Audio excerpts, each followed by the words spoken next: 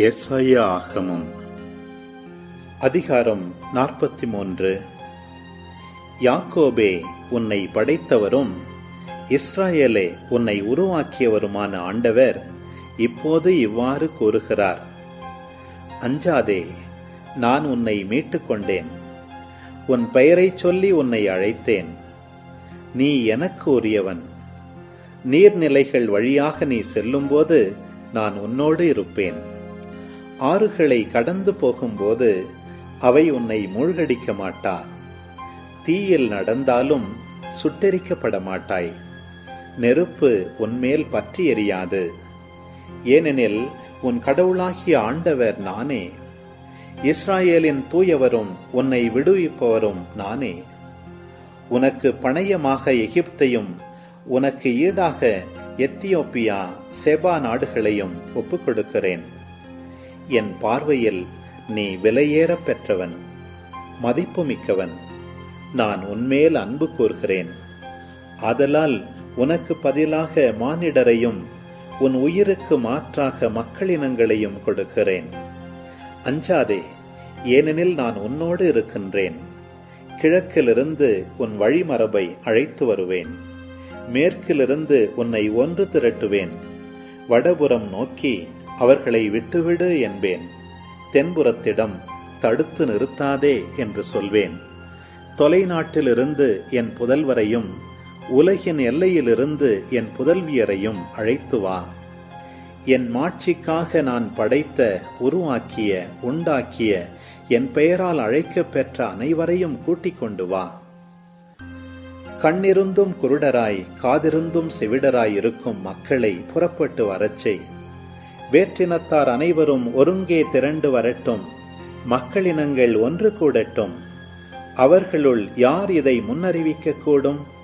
முன்பு நடந்தவற்றை யாரால் விளக்கக்கூடும்? அவர்கள் கூறுவது சரியென காட்ட தம் சான்றுகளை கொண்டு வரட்டும். மக்கள் அதை கேட்டு உண்மை என்று சொல்லட்டும். நீங்கள் என் சாட்சிகள் என்கிறார் ஆண்டவர். நான் தேர்ந்தெடுத்த என் ஊழியனும் நீங்களே. என்னை அறிந்து என் மீது நம்பிக்கை வைப்பீர்கள். நானே அவர் என்பதை உணர்ந்து கொள்வீர்கள். எனக்கு முன் எந்த தெய்வமும் உருவாக்கப்படவில்லை. எனக்கு பின் எதுவும் இருப்பதில்லை. நான், ஆம், நானே ஆண்டவர். என்னையன்றி வேறு மீட்பர் இல்லை. அறிவித்தது, விடுதலை அளித்தது, பறைசாற்றியது அனைத்தும் நானே. உங்களிடையே உள்ள வேறு தெய்வம் அன்று. நீங்களே என் சாட்சிகள் என்கிறார் ஆண்டவர். நானே இறைவன். எந்நாளும் இருப்பவரும் நானே. என் கையில் இருப்பதை பறிப்பவர் எவரும் இல்லை. நான் செய்ததை மாற்றி அமைப்பவர் எவர்? இஸ்ராயேலின் தூயவரும் உங்கள் மீட்பருமான ஆண்டவர் கூறுவது இதுவே: உங்கள் பொருட்டு பாபிலோனுக்கு ஆள்களை அனுப்பி அதன் தாழ்பாள்கள் அனைத்தையும் தகர்த்து விடுவேன். கல்தையரின் மகிழ்ச்சி பாடல் புலம்பலாக மாறும். நானே உங்கள் தூயவரான ஆண்டவர். இஸ்ராயேலை படைத்தவர் உங்கள் அரசர். கடலுக்குள் வழியை ஏற்படுத்தியவரும், பொங்கி எழும் நீர் நடுவே பாதை அமைத்தவரும், தேர்களையும் குதிரைகளையும் படை வீரரையும் வலிமை மிக்கோரையும் ஒன்றாக கூட்டி வந்தவரும், அவர்கள் எழாதவாறு விழச் செய்து திரிகளை அணைப்பது போல் அவர்களை அழித்தவருமாகிய ஆண்டவர் கூறுவது இதுவே: முன்பு நடந்தவற்றை மறந்துவிடுங்கள். முற்கால நிகழ்ச்சி பற்றி சிந்திக்காதிருங்கள். இதோ புது செயல் ஒன்றை நான் செய்கிறேன். இப்பொழுதே அது தோன்றிவிட்டது. நீ அதை கூர்ந்து கவனிக்கவில்லையா? பாலை நிலத்தில் நான் பாதை ஒன்று அமைப்பேன். பாழ்வெளியில் நீரோடைகளை தோன்றச் செய்வேன். காட்டு விலங்குகளும் என்னை புகழும். குள்ள நரிகளும் தீக்கோழிகளும் என்னை பெருமைப்படுத்தும். ஏனெனில் தேர்ந்தெடுக்கப்பட்ட என் மக்களுக்கு பாலை நிலத்தில் குடிக்க கொடுப்பேன். பாழ் நிலத்தில் நீரோடைகள் தோன்றச் செய்வேன். எனக்கென்று நான் உருவாக்கிய இந்த மக்கள் என் புகழை எடுத்துரைப்பர். ஆனால் யாக்கோபே, நீ என்னை நோக்கி மன்றாடவில்லை.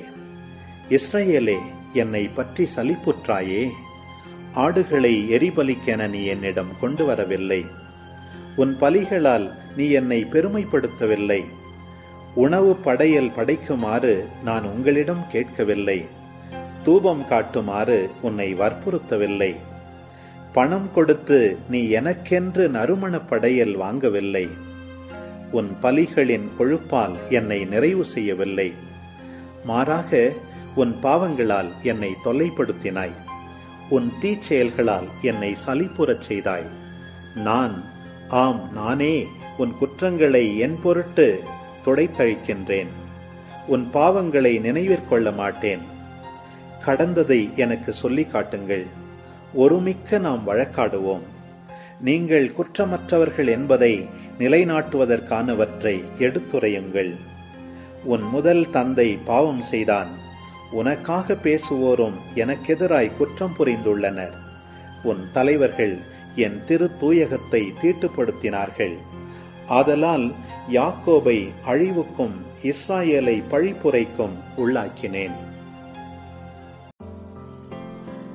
எசாயா ஆகமம் அதிகாரம் 44. என் ஊழியன் யாக்கோபே, நான் தேர்ந்து கொண்ட இஸ்ராயேலே, இப்பொழுது செவிகொடு. உன்னை படைத்தவரும் கருப்பையில் உன்னை உருவாக்கியவரும் உனக்கு உதவி செய்பவருமாகிய ஆண்டவர் கூறுவதை கேள். என் ஊழியன் யாக்கோபே, நான் தேர்ந்து கொண்ட எசுரோன், அஞ்சாதே. ஏனெனில் தாகமுற்ற நிலத்தில் நீரை ஊற்றுவேன். வறண்ட தரையில் நீரோடைகள் ஓடச் செய்வேன். உன் வழிமரபினர் மீது என் ஆவியை பொழிவேன். உன் வழித்தோன்றல்களுக்கு நான் ஆசி வழங்குவேன். அவர்கள் நீரோடை அருகிலுள்ள புல் போலும் நாணல்கள் போலும் செழித்து வளருவர். ஒருவன் நான் ஆண்டவருக்கு உரியவன் என்பான். மற்றொருவன் யாக்கோபின் பெயரை சூட்டிக் கொள்வான். வேறொருவன் ஆண்டவருக்கு சொந்தம் என்று தன் கையில் எழுதி இஸ்ராயேல் என்று பெயரிட்டுக் கொள்வான். இஸ்ராயேலின் அரசரும் அதன் மீட்பரும் படைகளின் ஆண்டவருமான ஆண்டவர் கூறுவது இதுவே: தொடக்கமும் நானே, முடிவும் நானே. என்னையன்றி வேறு கடவுள் இல்லை. எனக்கு நிகர் யார்? அவன் உரத்த குரலில் அறிவிக்கட்டும். என்றுமுள்ள மக்களை நான் ஏற்படுத்தியதிலிருந்து நடந்தவற்றை முறைப்படுத்தி கூறட்டும். இனி நடக்கவிருப்பன பற்றியும் நிகழப்போவன பற்றியும் முன்னுரைக்கட்டும். நீங்கள் கலங்காதீர்கள், அஞ்சாதீர்கள். முன்பிருந்தே நான் உரைக்கவில்லையா? அறிவிக்கவில்லையா? நீங்களே என் சாட்சிகள். என்னையன்றி வேறு கடவுள் உண்டோ? நான் அறியாத கற்பாறை வேறு உண்டோ? சிலை செதுக்குவோர் அனைவரும் வீணரே. அவர்கள் பெரிதாக மதிப்பவை பயனற்றவை. அவர்களின் சான்றுகள் பார்வையற்றவை, அறிவற்றவை. எனவே அவர்கள் மானக்கேடு அடைவர். எதற்கும் உதவாத தெய்வச் சிலையை எவனாவது செதுக்குவானா? வார்ப்பானா? இதோ அவனும் அவன் நண்பர்களும் வெட்கக்கேடு அடைவர். அந்த கைவினைஞர் அனைவரும் மனிதர்தாமே. அவர்கள் அனைவரும் கூடி வந்து எம்முன் நிற்கட்டும். அவர்கள் திகிலடைந்து ஒருங்கே வெட்கக்கேடுருவர். கொல்லன் இரும்பை குரட்டால் எடுத்து கரிநெருப்பில் இட்டு உருக்குகிறான். அதை சம்மட்டியால் அடித்து வடிவமைக்கிறான். தன் வலிய கைகளால் அதற்கு உரு கொடுக்கிறான். ஆனால் அவனோ பட்டினி கிடக்கிறான், ஆற்றலை இழக்கிறான், நீர் அருந்தாமல் களைத்து போகிறான். தச்சன் மரத்தை எடுத்து நூல் பிடித்து கூராணியால் குறியிட்டு உளியால் செதுக்குகிறான். அளவு கருவியால் சரிபார்த்து ஓர் அழகிய மனித உருவத்தை செய்கிறான். அதை கோவிலில் நிலைநிறுத்துகிறான். அவன் தன் தேவைக்கென்று கேதுரு மரங்களை வெட்டி கொள்ளலாம், அல்லது அடர்ந்த காட்டில் வளர்ந்த மருத மரத்தையோ கருவாலி மரத்தையோ தேர்ந்தெடுத்துக் கொள்ளலாம். அல்லது அசோக மர கன்றை நட்டு அது மழையினால் வளர்வதற்கு காத்திருக்கலாம். அது மனிதருக்கு எரிக்க பயன்படுகிறது. அவன் அதிலிருந்து கொஞ்சம் எடுத்து குளிர்காய பயன்படுத்துகிறான். அதே மரத்தை கொண்டு தீமூட்டி அப்பம் சுடுகிறான். அதை கொண்டே தெய்வத்தை செய்து அதை வணங்குகிறான். சிலையை செதுக்கி அதன் முன் பணிந்து வணங்குகிறான். அதில் ஒரு பகுதியை அடுப்பில் வைத்து எரிக்கிறான். அதன் மேல் அவன் உணவு சமைக்கிறான். இறைச்சியை பொரித்து வயிறார உண்ணுகிறான். பின்னர் குளிர் காய்ந்து வெதுவெதுப்பாக இருக்கிறது, என்ன அருமையான தீ என்று சொல்லிக் கொள்கிறான். எஞ்சிய பகுதியை கொண்டு தெய்வச் சிலையை செதுக்கி அதன் முன் பணிந்து வணங்கி, நீரே என் இறைவன், என்னை விடுவித்தருளும் என்று மன்றாடுகிறான். அவர்கள் அறிவற்றவர், விவேகமற்றவர், காணாதவாறு கண்களையும் உணராதவாறு உள்ளத்தையும் அடைத்துக் கொண்டனர். அவர்கள் சிந்தையில் மாற்றமில்லை, அவர்களுக்கு அறிவும் இல்லை.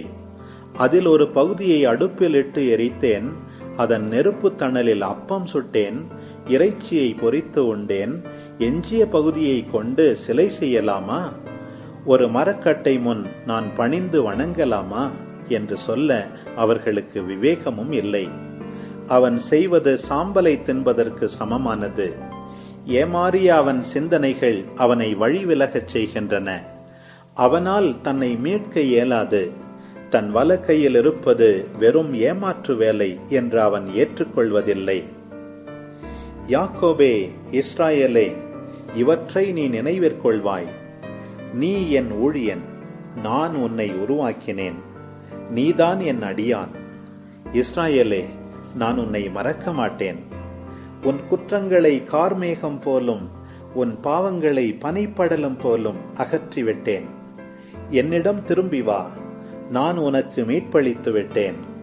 வானங்களே, மகிழ்ந்து பாடுங்கள், ஆண்டவர் இதை செய்தார். மண்ணுலகின் அடித்தளங்களே, ஆர்ப்பரியுங்கள். மலைகளே, காடே, அங்குள்ள அனைத்து மரங்களே, களிப்புற்று முழங்குங்கள். ஏனெனில் ஆண்டவர் யாக்கோபை மீட்டருளினார், இஸ்ராயேலில் அவர் மாட்சி பெறுகின்றார். கருப்பையில் உன்னை உருவாக்கிய உன் மீட்பரான ஆண்டவர் கூறுவது இதுவே. அனைத்தையும் படைத்த ஆண்டவர் நானே. யார் துணையுமின்றி நானாக வானங்களை விரித்து மண்ணுலகை பரப்பினேன். பொய்யர் சொல்லும் குறிகள் பலிக்காதவாறு செய்கின்றேன். மந்திரவாதிகளை மடையராக்குகின்றேன். ஞானிகளை இழிவுறச் செய்து அவர்களது அறிவு மடமை என காட்டுகின்றேன்.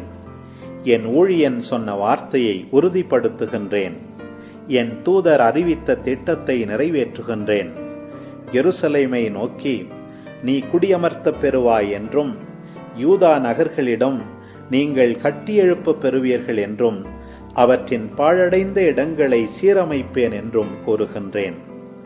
ஆழ் நீர்த்தளங்களை பார்த்து வற்றிப்போ, உன் ஆறுகளை உலர்ந்த தரையாக்குவேன் என்றும் உரைக்கின்றேன். சைரசு மன்னனை பற்றி, அவன் நான் நியமித்த ஆயன், என் விருப்பத்தை நிறைவேற்றுவான் என்றும், எருசலேமை பற்றி அது கட்டியெழுப்பப்படும் என்றும், திருக்கோவிலை பற்றி உனக்கு அடித்தளம் இடப்படும் என்றும் கூறுவதும் நானே. எசேக்கியேல் ஆகமம் அதிகாரம் 4. மானிடா, நீ செங்கல் ஒன்றை எடுத்து அதை உன் முன்னே வைத்து அதன் மேல் எருசலேம் நகரை வரைந்திடு. அதைச் சுற்றி முற்றுகையிட்டாற்போல் அதற்கெதிராக கொத்தளங்கள் கட்டி மணல் மேடு ஒன்றையும் எழுப்பு. அதற்கு எதிராக போர் பாசறைகளை அமைத்து சுற்றிலும் அரண் தகர் பொறிகளையும் வை. மேலும் நீ இரும்பு தட்டு ஒன்றை எடுத்து அதனை உனக்கும் நகருக்கும் இடையே ஓர் இரும்புச் சுவராக எழுப்பு. அதற்கு நேராக உன் முகத்தை வைத்துக்கொள். இப்பொழுது அது முற்றுகையின் கீழ் உள்ளது. முற்றுகையிடுபவன் நீயே. இது இஸ்ராயேல் வீட்டாருக்கு ஓர் அடையாளம். நீ உன் இடப்பக்கமாய் படுத்து உன்மேல் இஸ்ராயேல் வீட்டாரின் குற்றத்தை சுமத்திக்கொள். நீ அப்பக்கமாய் படுத்திருக்கும் நாள்கள் வரை அவர்களின் குற்றத்தை சுமப்பாய். எத்தனை ஆண்டுகள் அவர்கள் தவறிழைத்தார்களோ அத்தனை நாள்களை, அதாவது 390 நாள்களை உன்மேல் சுமத்தியுள்ளேன். இத்தனை நாள்கள் நீ இஸ்ராயேல் வீட்டாரின் குற்றத்தை சுமக்க வேண்டும். இதை நீ செய்த பின் மீண்டும் உன் வலப்பக்கமாய் படுத்து யூதா வீட்டாரின் குற்றத்தை ஓராண்டுக்கு ஒரு நாள் என 40 நாள்களுக்கு சுமக்க வேண்டும். ஓராண்டுக்கு ஒரு நாள் என்றே நான் உனக்கு குறித்துள்ளேன். மேலும் முற்றுகையிடப்பட்ட எருசலேமுக்கு நேராக உன் முகத்தை வைத்துக்கொண்டு திறந்த புயத்தோடு அதற்கெதிராக இறைவாக்கு உரைக்க வேண்டும். மேலும் உன்னை கயிறுகளால் கட்டுவேன். நீ உன் முற்றுகையின் நாள்களை முடிக்கும் வரை ஒரு பக்கத்திலிருந்து மறுபக்கத்திற்கு புரள உன்னால் இயலாது. நீயோ கோதுமை, வார்கோதுமை, பெரும்பயறு, சிறுபயறு, தினை, சாமை ஆகியவற்றை ஒரு பானையில் எடுத்துக்கொள். நீ ஒரு பக்கமாய் படுத்திருக்கும் 390 நாள்கள் வரை அவற்றால் அப்பம் சுட்டு சாப்பிடு. நாளொன்றுக்கு 20 செக்கேல் நிறையுள்ள உணவே சாப்பிடு. அதையும் குறிப்பிட்ட நேரங்களில் மட்டுமே நீ உண்ண வேண்டும். தண்ணீரையும் அளவு பார்த்தே குடிக்க வேண்டும். ஒரு கலையும் அளவையில் 1/6 பங்கை குறிப்பிட்ட நேரங்களில் மட்டுமே குடி. உணவை வார்கோதுமை அடைகளென சாப்பிடு. மனித மலத்தின் வரட்டிகளை பயன்படுத்தி அவர்கள் கண்முன் அந்த அடையை சுட வேண்டும். ஆண்டவர் உரைத்தது. இவ்வாறே இஸ்ராயேல் மக்களும் நான் அவர்களை விரட்டி அடிக்கும் நாடுகளுக்குள் தங்கள் அப்பத்தை தீட்டுப்பட்டதாக சாப்பிடுவார்கள். அப்போது நான், தலைவராகிய ஆண்டவரே, நான் ஒருபோதும் தீட்டுப்பட்டதில்லை. என் இளமை முதல் இப்போது வரை தானாய் செத்ததையோ மற்ற விலங்குகளால் கிழிக்கப்பட்டதையோ நான் உண்டதில்லை. தீட்டான இறைச்சி கூட என் வாயில் நுழைந்ததே இல்லை என்றேன். அப்போது அவர் என்னிடம், சரி, மனித மலத்துக்கு பதிலாக உனக்கு மாட்டுச் சாணத்தை அனுமதிக்கிறேன். அதை கொண்டு உன் அப்பத்தை சுடு என்றார். மேலும் அவர் என்னை நோக்கி, மானிடா, இதோ நான் எருசலேமில் உணவின் தரவை குறையச் செய்வேன். அவர்கள் அப்பத்தை நிறைபார்த்து கவலையோடு உண்பர். தண்ணீரை அளவு பார்த்து கலக்கத்தோடு குடிப்பர். இதனால் அப்பமும் தண்ணீரும் அவர்களுக்கு குறைந்து கொண்டே போக ஒவ்வொருவரும் தம் சகோதரரை அவநம்பிக்கையோடு பார்த்து தம் குற்றப்பழியை முன்னிட்டு நலிந்து போவர். எசேக்கியேல் ஆகமம் அதிகாரம் 5. மானிடா, மழிக்கும் கத்தியை போன்று கருக்கலான ஒரு வாளை எடுத்து அதை கொண்டு உன் தலையையும் தாடியையும் மழித்துக்கொள். ஒரு தராசை எடுத்து அந்த முடியை பங்கிடு. அதில் 1/3 பங்கை முற்றுகை நாள்கள் முடியும் போது நகரின் நடுவில் நெருப்பினால் சுட்டெறி. 1/3 பங்கை நகரை சுற்றிலும் வாளால் வெட்டி போடு. 1/3 பங்கை காற்றில் தூற்றிவிடு. ஏனெனில் நான் அவர்களை உருவிய வாளுடன் பின்தொடர்வேன். அதில் கொஞ்சம் நீ எடுத்து உன் ஆடையின் முனைகளில் முடிந்து வை. பிறகு அதில் இன்னும் கொஞ்சம் எடுத்து அதை தீயிலிட்டு சுட்டெறி. அதனின்று இஸ்ராயேல் வீட்டால் அனைவருக்கும் எதிராக தீ புறப்படும். தலைவராகிய ஆண்டவர் கூறுவது இதுவே. வேற்றினத்தாரிடையேயும் சூழ்ந்துள்ள நாடுகள் நடுவிலும் நான் திகழச் செய்த எருசலேம் இதுவே. அம்மக்கள் வேற்றினத்தாரை விட கேடுகெட்டவர்களாய் என் நீதி நெறிகளை எதிர்த்தார்கள். தங்களை சுற்றியுள்ள நாடுகளை விட மிகுதியாக என் நியமங்களை எதிர்த்தார்கள். ஏனெனில் அவர்கள் என் நீதி நெறிகளை ஒதுக்கித் தள்ளி என் நியமங்களின்படி நடவாமற் போனார்கள். எனவே தலைவராகிய ஆண்டவர் இவ்வாறு கூறுகிறார். உங்களை சுற்றியுள்ள மக்களினங்களை காட்டிலும் அதிகமாய் நீங்கள் கிளர்ச்சி செய்தீர்கள். என் நியமங்களின்படி நடக்கவில்லை. என் நீதி நெறிகளை கடைபிடிக்கவில்லை. உங்களை சுற்றியுள்ள மக்களினங்களின் நீதி நெறிகளின்படி கூட நீங்கள் நடக்கவில்லை. ஆகவே தலைவராகிய ஆண்டவர் இவ்வாறு கூறுகிறார். வேற்றினத்தார் கண்முன் நானே உங்கள் நடுவிலிருந்து உங்களுக்கு எதிராக தீர்ப்பு வழங்குவேன். உங்கள் எல்லா அருவருப்பான செயல்களுக்காகவும் நான் இதுவரை செய்யாததும் இனி செய்யாதிருக்கப் போவதுமான ஒன்றை உங்கள் நடுவே செய்யப் போகிறேன். எனவே உங்களுள் பெற்றோர் தம் பிள்ளைகளையும் பிள்ளைகள் தம் பெற்றோரையும் தின்பர். உங்களுக்கு நான் தண்டனை தீர்ப்பு அளித்து உங்களுள் எஞ்சியிருப்போர் அனைவரையும் எல்லா திசைகளிலும் சிதறடிப்பேன். என்மேல் ஆணை, வெறுப்புக்கும் அருவருப்புக்கும் உரிய உங்கள் எல்லா செயல்களாலும் என் திரு தூயகத்தை நீங்கள் தீட்டுப்படுத்தியதால் நான் உங்களை விட்டு விலகி விடுவேன். என் கண்கள் உங்களுக்கு இரக்கம் காட்டா. இது தலைவராகிய ஆண்டவரின் அறிவிப்பு. உங்களுள் 1/3 கொள்ளை நோயால் மடிவர், பஞ்சத்தால் அழிவர். இன்னும் 1/3 வாளால் வீழ்வர். எஞ்சிய 1/3 எத்திசையிலும் சிதறுண்டு போகச் செய்து அவர்களை உருவிய வாளோடு தொடர்வேன். இவ்வாறு என் சினம் தணியும். அவர்கள் மீது எனக்குள்ள சீற்றத்தை ஆற்றிக்கொள்வேன், பழி தீர்த்துக் கொள்வேன். என் சீற்றம் அவர்கள் மீது பாய்ந்து முடியும் போது ஆண்டவராகிய நான் என் பேரார்வத்தினால் பேசியுள்ளேன் என அவர்கள் அறிந்து கொள்வர். இவ்வழியாய் கடந்து செல்வோர் அனைவரும் காணும்படி உன்னை சுற்றியுள்ள மக்களினங்களிடையே உன்னை பாழாக்கி பழிச்சொல்லுக்கு ஆளாக்குவேன். சினத்தோடும் சீற்றத்தோடும் உனக்கு நான் தண்டனை தீர்ப்பு வழங்கும் போது உன்னை சுற்றியுள்ள மக்களினங்களுக்கு அது பழிச்சொல்லும், வசைமொழியும், எச்சரிக்கையும் திகிலுமாயிருக்கும். ஆண்டவராகிய நான் பேசியுள்ளேன். உங்களை பாழாக்குவதற்காக நான் வறட்சியின் கொடிய அம்புகளை அவர்கள் மீது எய்வேன்.